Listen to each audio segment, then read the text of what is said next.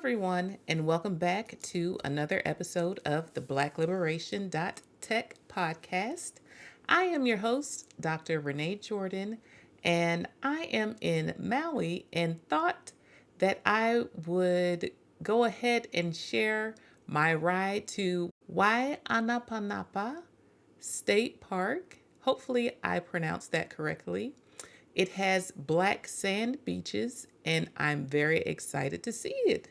So, today I am going to go ahead and talk to you about myself while hopefully giving you a good view of what's happening as I drive. For those of you who are listening, I want to encourage you to go ahead to my YouTube channel at Black Liberation.Tech in order to see what I'm talking about. I understand that the drive is beautiful and I have a little ways to go from the hotel, so thank you for tuning in. Now, if I had to talk about a blog post today, I would share with you the one that I wrote a few iterations back of my website. I did not save it, unfortunately. I had a hard time changing the domain over from WordPress to GoDaddy. And so when I get ready to do something, I just move. I don't wait, because if I wait, then chances are it will take me a very long time to get back to it, or I might not do it at all. And so in my attempts, it was saying, oh, I have to wait something like 90 days, and that was not going to work for me. So my website went from being jordannuance.com to jordan-nuance.com as a result. So long story short, my first blog post on that website, it talked about my decision to move to Atlanta, Georgia. I had been watching House Hunters as well as all those other shows on HGTV that talk about, oh, you can buy a house here. It is only 25 miles outside of the city of Atlanta, and it costs this much. And I was like, oh my gosh, you could buy a house for how much in Atlanta? So I was definitely interested in moving to Atlanta myself because the price of houses seemed to be so affordable in comparison to Prince George's County where my parents lived. And because I was curious about it and I was a teacher, I started looking at what that could look like for me. So I was in school at the time getting a master's of education, secondary education, curriculum specialist at Bowie State University. And I came to know what was happening in my classroom in terms of the required curriculum and the stress on testing and what it meant to have a standard in terms of what students need to be able to achieve in terms of a certain level of proficiency in order to move forward as it related to not only the class and their understanding of biology, but also to pass the state test. And so when I found out what they needed in order to pass the state test, I was like, you know what? Who is making up these rules? Because you all are acting like this is something that is so important, and you're constantly wanting me to test the students to the point where I'm like, when are they going to have a chance to learn? If they're always taking a pre-test, a post-test, a test, a middle of the test quiz, and everyone had to be on the same page at the same time as far as the curriculum was concerned. As far as the curriculum was concerned, it seemed like they were stressing,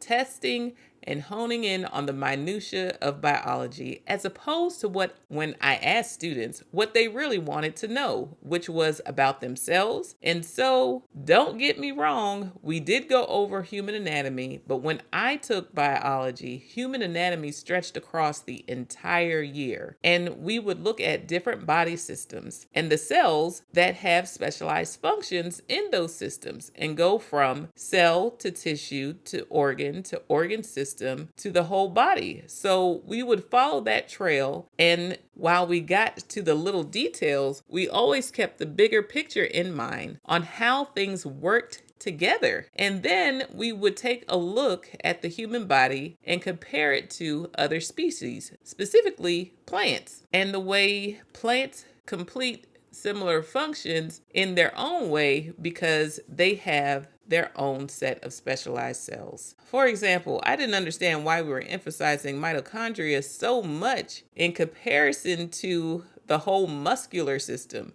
It got more airtime than the entire muscular system. For those of you who are biologists and those who know, go ahead and type your comments in the comment section. Yes, mitochondria are important and they are found in more than muscle cells. But if you know what I'm talking about when I say anaerobic respiration and aerobic respiration, then you get where I'm going. So I was like, who is deciding what gets taught in my class and for how long? One day I happened to run into one of my cohort members from my alternative teaching certificate program. The Prince George's County Resident Teacher Program included the necessary courses that I needed to take as far as reading and special education was concerned. They also provided us with sessions that taught us about pedagogy and things of that nature that I would need to know in order to be a highly qualified instructor. Yes, I had a bachelor's in biology, but if you major in biology, they don't necessarily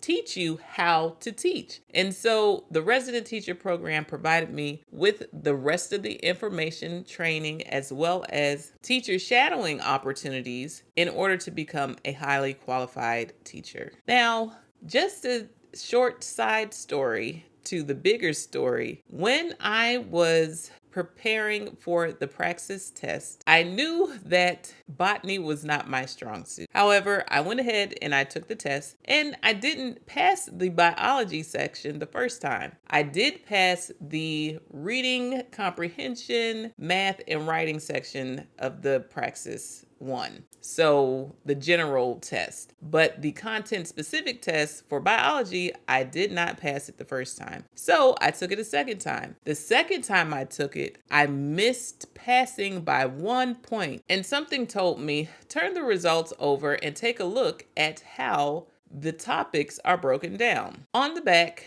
it had a breakdown of the different topics that were covered by the test and what I scored on each topic. And lo and behold, plant biology or botany, that was the section that I needed to improve on. And I knew that going in. So, any of you who are taking standardized assessments, standardized tests, and there are different parts to the test or different topics, if you will, covered on the test, take a look at the breakdown of the test and see how much of each topic or each aspect is covered. For example, I haven't been keeping up with the SAT, but I understand that it went from being a reading and math test to reading, math, and writing. And they've taken the writing out and they've put it back in. So make sure you take a look at what is included in the SAT. Some schools have moved away from requiring SAT scores. Some say it's okay if you complete it, but they look at the whole picture. So make sure when you are getting ready to go to school, you take a look at what's required. Or when you're getting ready to take a test, take a look at what's required by the test, what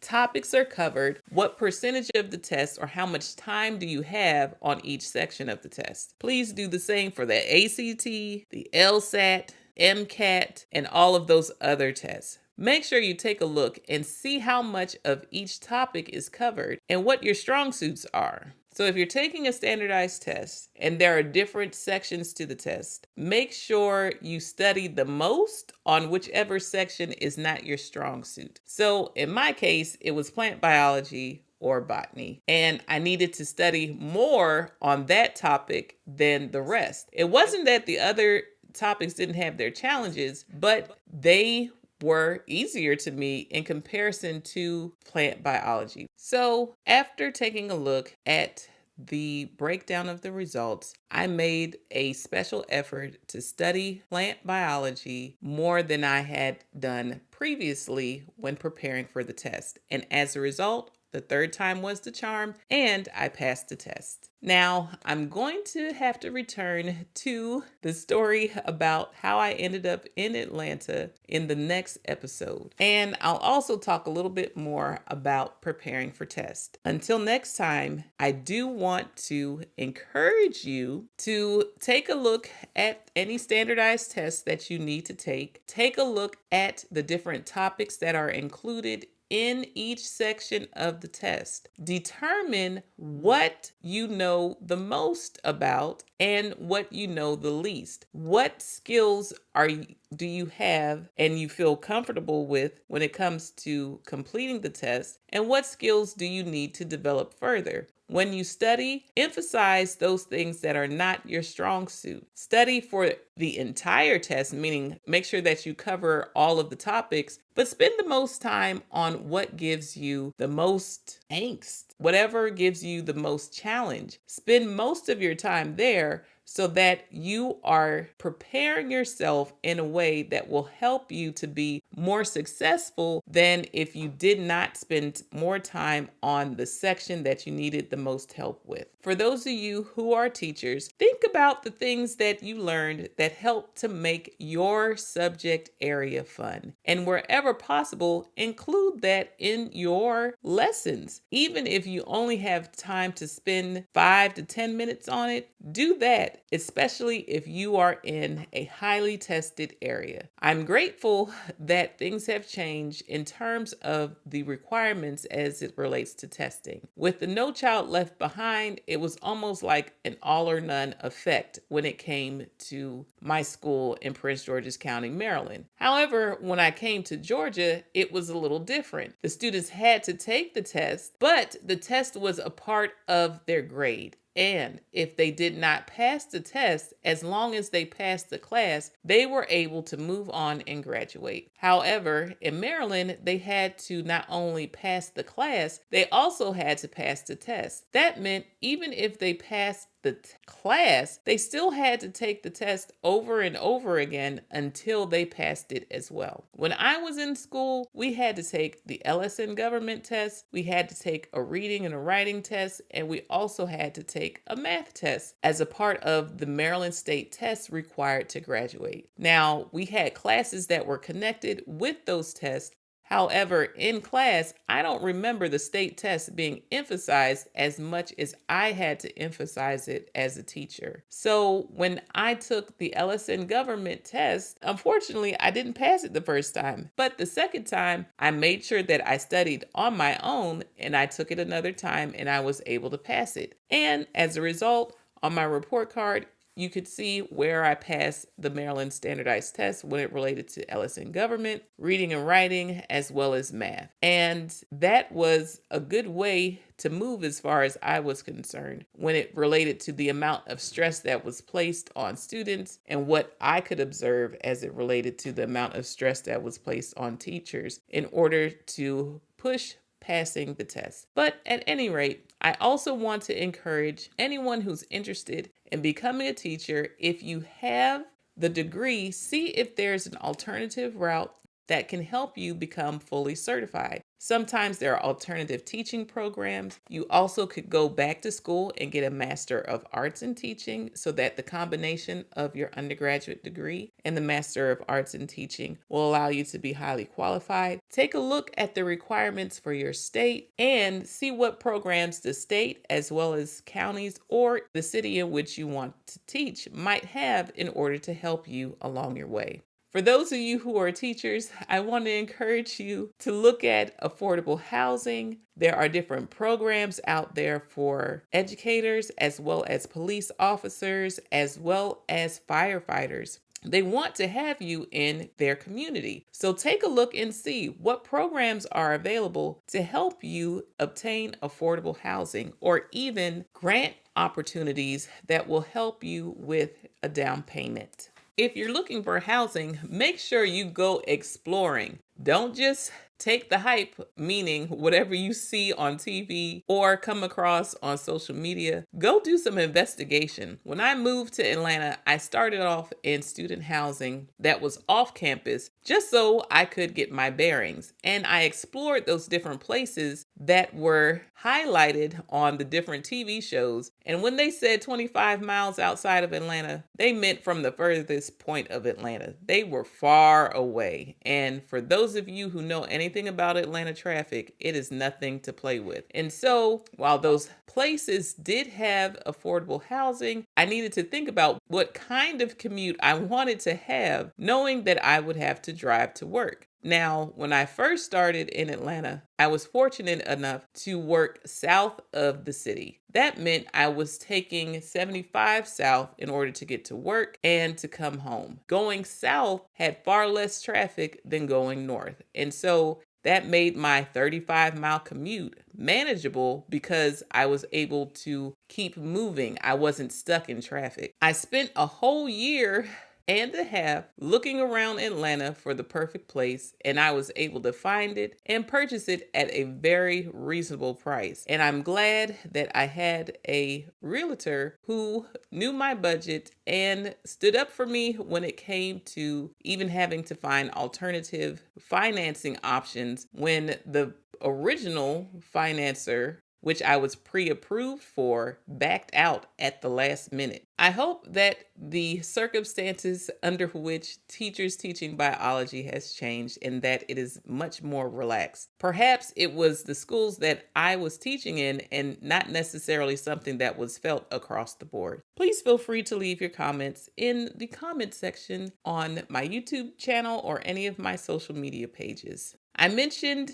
my preparation for the Praxis and how I had to take a closer look at how the test was broken down in order to study strategically. So, for those of you who are taking SATs, ACTs, LSATs, MCATs, etc., focus on the areas that you need to improve based on the test weightage, meaning how much does each section count? What percentage of the test does it make up? How much time do you spend on each section? And for those of you who are taking tests that are on the computer, please get your typing speed up. You don't want to miss out because your typing speed isn't what it should be. Please be sure to take a look at the free typing softwares that you can use online or even download in order to help you with your typing speed. One of the things that helped me in undergraduate school with typing speed was instant messenger. Now, I'm someone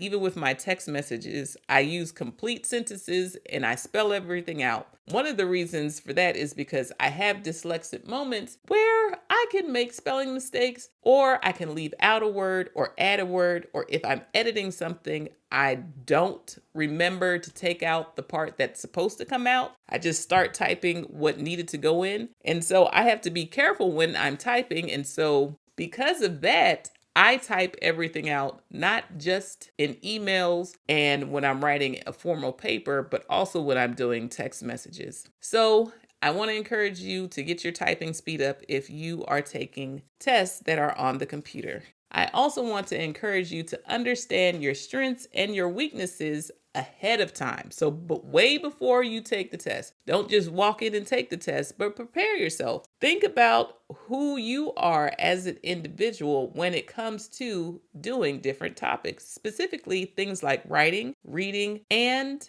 math. When I taught, there was an overwhelming emphasis on standardized tests, and that shaped what the curriculum and the student experience looked like in my classroom. When I learned biology, it was a joy. I enjoyed the stories that my teacher would tell about things that he experienced as a football coach as it related to human anatomy. I enjoyed the different labs that we got to take advantage of and the dissections and using the microscope. A part of my frustration with the curriculum was that it seemed rigid. The test-focused approach in schools was not something that meshed well with my personality. I wanted to emphasize the joy of learning, specifically the joy of learning biology and all of the cool things that you can find out. And so when you focus on tests, specifically tests that are itemized, meaning A, B, C, D, it gets a little it seems to suck the fun out of it. But for those of you who are in the classrooms, I want to encourage you to weave into the curriculum as much as possible those things that you love, those things that you enjoy. And even if the students don't make your subject their favorite, show them how it can be someone's favorite by the wonders that it has to share. It's important to ask critical questions like who decides what gets taught and for how long. And if you find out who those people are, think about, is that a space that you want to enter? And so I went into public policy in order to learn more about it and find out if I wanted to be a part of those who decided what gets taught and for how long. Now, that information that I learned from my public policy master's program was invaluable. It opened my eyes to a world behind the Masters of Education that I did not see previously. Above all,